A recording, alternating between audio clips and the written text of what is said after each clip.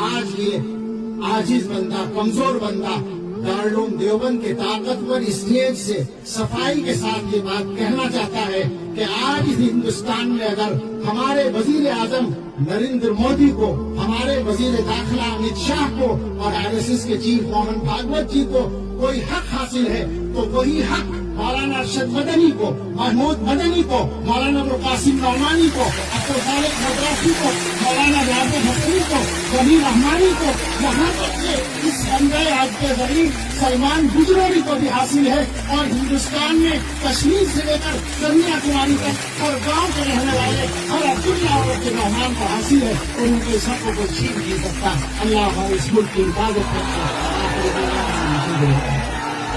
نعرہ تکبیر، نعرہ تکبیر،